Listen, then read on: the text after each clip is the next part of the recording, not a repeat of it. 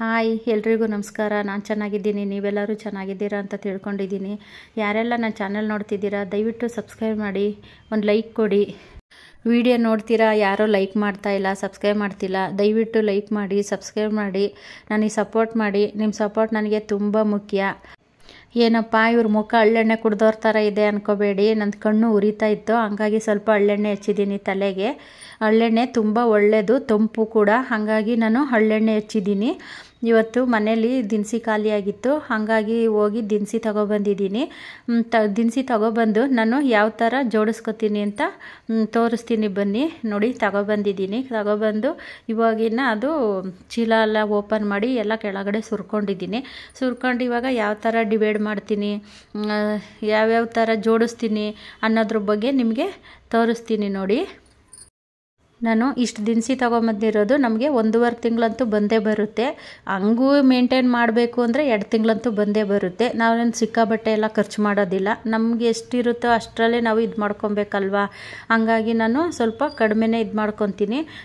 ನಾನು 2 ತಿಂಗಳಿಗೆ ಆಗೋಷ್ಟು ಒಂದೇ ಸರಿ ತಂದು ಇಟ್ಕೊತೀನಿ. ಒಂದೊಂದು ಡಜನ್ ಸೋಪ್ಗಳು ಮತ್ತು ಶಾಂಪೂ ಆಗಲಿ ಮತ್ತು ಕಾಳು ಐಟಮ್ಗಳಾಗಲಿ, ಒಟ್ಟಿನಲ್ಲಿ ಮನೆಗೆ ಏನೇನು ಬೇಕು ದಿನಸಿ ಅದನ್ನೆಲ್ಲ ನಾನು ಒಟ್ಟಿಗೆ ತಂದು ಇಟ್ಕೊತೀವಿ. ಸರ್ಪು ಮತ್ತು ಕಾಳುಗಳು, ಅದು ಸಬೀನಾ ಮತ್ತು ಪಾತ್ರೆ ತೊಳೆಯೋ ಸೋಪು, ಏನು ಮನೆಗೆ ಏನು ಐಟಮ್ ಬೇಕೋ ಅದನ್ನೆಲ್ಲ ನಾನು ಒಂದೇ ಸರಿ ತಂದಿಟ್ಕೊತೀನಿ. ಸೆಂಟ್ರಲ್ಲಿ ಹೋಗೋದಿಲ್ಲ ಅವಾಗವಾಗ. ನೋಡಿ ಸಬೀನಾ ಮತ್ತು ಶಾಂಪು, ಕಂಫರ್ಟು, ಉಪ್ಪು, ಪ್ರತಿಯೊಂದೂ ಅಷ್ಟೇ. ನೋಡಿ ನಿಮಗೆ ಕಾಣಿಸ್ತಾ ಇರ್ಬೋದು ನೋಡಿ, ಗಂಧದ ಕಡ್ಡಿಯಿಂದ ಹಿಡ್ದು ಎಲ್ಲನೂ ಅಷ್ಟೇ, ಪೇಸ್ಟು ಪ್ರತಿಯೊಂದೂ ಅಷ್ಟೇ ನಾವು ಒಂದೇ ಸರಿ ತಂದ್ಕೊತೀನಿ. ಸೆಂಟ್ರಲ್ ಹೋಗೋದಿಲ್ಲ. ನೋಡಿ ಅದು ಪುಳಿಯೋಗರೆದು ನಾನು ಒಂದೊಂದು ಶೀಟ್ ತಂದ್ಕೊಂಡ್ಬಿಡ್ತೀನಿ. ತಂದ್ಕೊಂಡ್ರೆ ನಮಗೂ ಆ ಹೋಲ್ಸೇಲಲ್ಲಿ ತಂದ್ಕೊಂಡ್ರೆ ನಮಗೂ ದುಡ್ಡು ಉಳಿತಾಯ ಆಗುತ್ತೆ, ಸ್ವಲ್ಪ ಕಮ್ಮಿಗೆಲ್ಲ ಹಾಕ್ಕೊಡ್ತಾರೆ. ಹಂಗಾಗಿ ನಾನು ಹೋಲ್ಸೇಲ್ ಅಂಗಡಿನಲ್ಲೇ ತೊಗೊಂಬರ್ತೀನಿ. ನಾನು ಇಲ್ಲಿ ಹೋಲ್ಸೇಲಲ್ಲಿ ಮಾತ್ರ ಇದು ಸೋಪು ಇಂಥವೆಲ್ಲ ಮನೆಗೆ ಬೇಕಾಗಿರೋಂಥವು ತತ್ತೀನಿ. ಇನ್ನು ನೈಜಾಲು, ಮೈಸೋಪು, ಇನ್ನು ಪೆನಾಯ್ಲು ಇಂಥದ್ದೆಲ್ಲನೂ ನಾನು ಡಿಮಾರ್ಟಲ್ಲೇ ತೊಗೊಬರೋದು. ಅಲ್ಲಿ ಅಂದರೆ ಒಂದು ತೊಗೊಂಡ್ರೆ ಒಂದು ಫ್ರೀ ಇರುತ್ತಲ್ಲ, ಹಂಗಾಗಿ ನಾನು ಅಲ್ಲೇ ತೊಗೊಬರೋದು. ನೋಡಿ ಈ ಥರ ಬಾಕ್ಸ್ಗಳನ್ನೂ ಅಷ್ಟೇ ನಾನು ಡಿಮಾರ್ಟಲ್ಲಿ ತಂದಿದ್ದನ್ನ 4ಕ್ಕೆ 80 ರೂಪಾಯಿ ಏನೋ, ತುಂಬ ಚೆನ್ನಾಗಿರುತ್ತೆ ಇದು. 1 kg ಕಾಳು ಹಿಡಿತೈತಿ ಇದು. ಹಂಗಾಗಿ ನಾನು ಇದನ್ನು ತಗೊಂಡೆ. ಫಸ್ಟಿಗೆ ನನ್ನ ಹತ್ರನೂ ಸ್ಟೀಲ್ ಬಾಕ್ಸ್ ಇದ್ದು, ಅದು ಸ್ಟೀಲ್ ಬಾಕ್ಸಲ್ಲಿ ನೋಡಿ, ಇದು ಸ್ಟೀಲ್ ಬಾಕ್ಸಲ್ಲಿ ನಾವು ಏನು ಹಾಕಿರ್ತೀವಿ ಅಂತ ಗೊತ್ತೇ ಆಗೋದಿಲ್ಲ. ಅದು ಬಾಕ್ಸನ್ನ ಓಪನ್ ಮಾಡಿ ನೋಡ್ತಾನೆ ಇರಬೇಕು, ಇದರಲ್ಲಿ ಏನೈತೆ ಅಂತ ನೋಡ್ತಾನೆ ಇರಬೇಕು. ಹಂಗಾಗಿ ನಾನೇನು ಮಾಡಿದೆ, ಅದು ನೋಡ್ತಾನೆ ಇರಬೇಕಲ್ಲ ಅಂತ ಬೇಜಾರಾಗ್ಬಿಟ್ಟು ನಾನೇನು ಮಾಡಿದೆ, ಇದು ಡಿಮಾರ್ಟಿಗೆ ಹೋಗಿದ್ವಿ ನಾವು ಡಿಮಾರ್ಟಿಗೆ ಹೋಗ್ತಾನೆ ಇರ್ತೀನಿ ಆವಾಗ ಡಿಮಾರ್ಟಿಗೆ ಹೋದಾಗ ನಾನು ಈ ಥರ ಬಾಕ್ಸ್ಗಳು ತೊಗೊಂಡೆ. ಇದು 1 kg ಬಾಕ್ಸ್, ಅದು 1 kg ಬಾಕ್ಸು 4 ಇರ್ತವೆ, 80 ರೂಪಾಯಿ ಏನೋ ಅದು. ಹಂಗಾಗಿ ಆಮೇಲೆ ಚಿಕ್ಕದು ಸಿಗುತ್ತೆ, ಚಿಕ್ಕದು ದೊಡ್ಡದು ಎಲ್ಲ ಸಿಗುತ್ತೆ. ನಾನು ಅದು ತಂದು ಇಟ್ಕೊಂಡಿದ್ದೀನಿ. ಈ ಥರ ಪ್ಲಾಸ್ಟಿಕ್ ಬಾಕ್ಸ್ಗಳು ತಂದು ಇಟ್ಕೊಂಡ್ರೆ ಅದ್ರಲ್ಲಿ ಗೊತ್ತಾಗುತ್ತೆ. ಇದು ಕ್ವಾಲಿಟಿನೂ ಚೆನ್ನಾಗೈತೆ, ತುಂಬ ಚೆನ್ನಾಗೈತೆ ಕ್ವಾಲಿಟಿ. ಇದು ನಾನು ತಗೊಂಡು ಸುಮಾರು ಒಂದು 3 ವರ್ಷ 4 ವರ್ಷ ಏನೋ ಆಯ್ತು. ಇದು ಚೆನ್ನಾಗಿ ಬಾಳಿಕೆನೂ ಬರುತ್ತೆ, ಕೆಳಗಡೆ ಬಿದ್ದರೂ ಒಡೆದೋಗೋದಿಲ್ಲ. ನೋಡಿ ಇದನ್ನು ತಗೊಂಡು ನಾವು ಇದರಲ್ಲಿ ಹಾಕಿ ಇಟ್ಕೊಂಡ್ರೆ ನೋಡಿದ ತಕ್ಷಣವೇ ಗೊತ್ತಾಗುತ್ತೆ, ಇದರಲ್ಲಿ ನಾವು ಅವರೆಕಾಳು, ತೊಗರಿಬೇಳೆನೋ, ಉದ್ದಿನಬೇಳೆ ಏನು ಹಾಕಿರ್ತೀವಿ ಅಂತ ನೋಡಿದ ತಕ್ಷಣವೇ ಗೊತ್ತಾಗುತ್ತೆ. ನಮಗೆ ಪಟ್ ಅಂತ ಕೈ ಇಟ್ಟಿದ ತಕ್ಷಣವೇ ಸಿಗುತ್ತೆ. ಅದೇ ಸ್ಟೀಲ್ ಬಾಕ್ಸಲ್ಲಿ ಆ ಥರ ಆಗಲ್ಲ, ಇದರಲ್ಲಿ ಏನೈತೆ ಅಂತ ನೋಡಿ ತಗೋಬೇಕಾಗತ್ತೆ. ಹಂಗಾಗಿ ಇದು ಅಡುಗೆ ಮನೆಗೆ ಒಂಥರ ಇದು ಟಿಪ್ಸ್ ಅಂತಲೇ ಅನ್ಕೋಬೇಕು. ಹಂಗಾಗಿ ಇದು ಅಡುಗೆ ಮನೆಯಲ್ಲಿ ನಾವು ಜೋಡಿಸ್ಕೊಂಡ್ರೆ ನೀವು ನೋಡೋಕ್ಕೆ ನೀಟಾಗೂ ಚೆನ್ನಾಗಿರುತ್ತೆ, ಚೆನ್ನಾಗಿ ಕಾಣಿಸ್ತೈತೆ.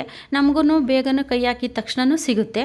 ನಾನು ಅವಲಕ್ಕಿ ಆಗಲಿ ನೋಡಿ, ಇದು ಅವಲಕ್ಕಿ, ಉದ್ದಿನಬೇಳೆ, ತೊಗರಿಬೇಳೆ, ಹೆಸರುಬೇಳೆ ಮತ್ತು ಹೆಸರು ಕಾಳು ಎಲ್ಲನೂ ಅಷ್ಟೇ. ಉಪ್ಪೂ ಅಷ್ಟೇ ನಾನು ಇದೇ ಥರ ಬಾಕ್ಸನ್ನಲ್ಲೇ ಹಾಕಿ ಇಟ್ಕೊಳೋದು. ನೋಡಿ ಇದು ಚಿಲ್ಲಿ ಪೌಡ್ರು ಅರ್ಧ kg ಬಾಕ್ಸು ಸಿಗುತ್ತೆ ನೋಡಿ, ಅದು ಚಿಕ್ಕದು.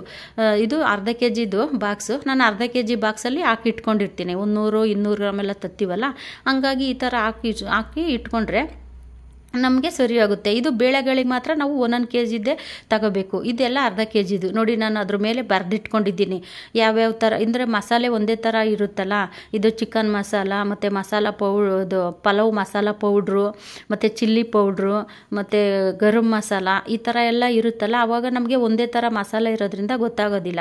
ಹಂಗಾಗಿ ನಾನು ಅದ್ರ ಮೇಲೆ ಒಂದು ಮಾರ್ಕರ್ ಪೆನ್ ಮೇಲೆ ಬರೆದಿಟ್ಕೊಂಡಿರ್ತೀನಿ ಬಾಕ್ಸ್ ಮೇಲೆ. ನೋಡಿ ಇದು ಗರಂ ಮಸಾಲ ನಾನು 200 ಗ್ರಾಮ್ ಈ ಥರ 300 ಗ್ರಾಮು ಈ ಥರ ಎಲ್ಲ ತಂದು ಒಂದೇ ಸರಿ ತಂದು ಇಟ್ಕೊಂಡಿರ್ತೀನಿ. ನೋಡಿ ನಾನು ಅದು ಬಾಕ್ಸ್ ಮೇಲೆ ಬರೆದಿದ್ದೀನಿ, ಆ ಡಬ್ಬದ ಮೇಲೆ ಬರೆದಿದ್ದೀನಿ. ಒಂದರಲ್ಲಿ ಗರಂ ಮಸಾಲ, ಚಿಲ್ಲಿ ಪೌಡ್ರು, ಧನಿಯಾ ಪೌಡ್ರು ಈ ಥರ ಮಸಾಲೆ ಐಟಮಿಗೆ ಮಾತ್ರ ಬರ್ಕೊತೀನಿ. ಕಾಳುಗಳಂದರೆ ಕಾಳು ನೋಡಿದ ತಕ್ಷಣ ಗೊತ್ತಾಗುತ್ತಲ್ಲ, ಇದೇ ಥರ ಕಾಳಿದು ಅಂತ ಗೊತ್ತಾಗುತ್ತಲ್ಲ, ಹಾಗಾಗಿ ಅದಕ್ಕೇನು ಬರೆಯೋದಿಲ್ಲ ನಾನು. ಈ ಥರ ಮಸಾಲೆ ಐಟಮಿಗೆ ಮಾತ್ರ ನಾನು ಬರ್ಕೊತೀನಿ. ನೀವು ಈ ಥರ ಟ್ರೈ ಮಾಡ್ಕೊಳ್ಳಿ, ಚೆನ್ನಾಗಿರುತ್ತೆ ನೋಡೋಕ್ಕೆ. ನೋಡಿ ನಾನು ಆ ಥರ ಬರ್ಕೊಂಡಿದ್ದೀನಿ. ನೋಡೋಕ್ಕೂ ಮನೆ ಅದು ಅಡುಗೆ ಮನೆ ಅಂದನೂ ಹೆಚ್ಚಿಸ್ತೈತೆ, ನೋಡೋಕ್ಕೂ ಅಲಂಕಾರವಾಗಿ ಚೆನ್ನಾಗಿರುತ್ತೆ. ನೋಡಿ ಇದನ್ನು ಅಷ್ಟೇ ಡಿಮಾರ್ಟಲ್ಲಿ ತೊಗೊಂಡಿದ್ದು, ಕಾವ್ಯ ತೊಗೊಂಡಿದ್ದು ಬಾಕ್ಸು. ಇದು ಚೆನ್ನಾಗೈತೆ ತಗೊಳಮ್ಮ, ಬರೀ ನೀನು ಇದೇ ಥರದ್ದೇ ತಗೋತೀಯ ಅಂತ ಅಂದ್ಲು. ಹಾಗಾಗಿ ಅವಳು ಅದನ್ನು ತಗೊಂಡ್ಳು. ನೋಡಿ ಇವಾಗ ನೋಡೋಕ್ಕೆ ಎಷ್ಟು ಲುಕ್ಕಾಗಿ ಚೆನ್ನಾಗಿ ಕಾಣಿಸುತ್ತೆ ನೋಡಿ. ಯಾರನ್ನ ನಮ್ಗೆ ಅಡುಗೆ ಮನೆಗೆ ಬಂದಾಗ ಸೂಪರು ಚೆನ್ನಾಗಿ ಜೋಡಿಸಿದ್ದೀರಾ ಅಂತಲೂ ಅಂತಾರ, ಅವಾಗ ನೋಡೋಕ್ಕೂ ಚೆನ್ನಾಗಿ ಅನ್ನುತ್ತೆ. ಇದು ಟೀ ಪೌಡ್ರ್ ಹಾಕಿ ಇಟ್ಕೊಂಡಿದ್ದೀನಿ. ಅದನ್ನು ಅಲ್ಲಿ ಡಿಮಾರ್ಟಲ್ಲಿ ಬಿಸ್ಕೆಟ್ಗೆ ಒಂದು ತೊಗೊಂಡ್ರೆ ಒಂದು ಫ್ರೀ ಇತ್ತು ಬಿಸ್ಕೆಟು, ಹಾಗಾಗಿ ಆ ಬಾಕ್ಸಲ್ಲಿ ಇಟ್ಟಿರ್ತಾರೆ.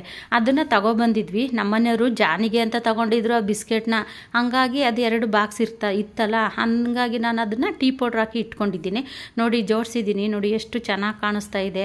ನೀವು ಇದೇ ಥರ ಮಾಡ್ಕೊಳ್ಳಿ, ಸಿಂಪಲ್ಲು. ಈಗ ಸ್ಟೀಲ್ ಬಾಕ್ಸಿಗೆ ನಾವು ದುಡ್ಡು ಹಾಕೋ ಬದಲು ಇದು ನೋಡಿ ಎಷ್ಟು ಚೆನ್ನಾಗಿ ಕಾಣಿಸುತ್ತೆ. ನೋಡಿ ಇದು ನಾನು ಮಸಾಲೆ ಅದನ್ನೆಲ್ಲ ಬರೆದು ಇಟ್ಕೊಂಡಿದ್ದೀನಿ, ಯಾವ್ಯಾವ ಥರ ಏನೇನು ಮಸಾಲೆ ಅಂತ ಅಂದ್ಬಿಟ್ಟು ಬೇಗ ಗೊತ್ತಾಗುತ್ತೆ ನಮ್ಗೆ ಆ ಥರ ಬರೆದಿಟ್ಕೊಂಡ್ರೆ. ಈ ಥರ ಬಾಕ್ಸು ಇಲ್ಲಿ ಅಂಗಡಿಗಳಲ್ಲೆಲ್ಲ ಕೇಳಿದ್ರೆ ತುಂಬ ರೇಟ್ ಹೇಳ್ತಾರೆ. ಅದೇ ಡಿಮಾರ್ಟಲ್ಲಿ ತೊಗೊಂಡ್ರೆ ನಮಗೆ ಕಡಿಮೆದಲ್ಲಿ ಸಿಗುತ್ತೆ ಅವು.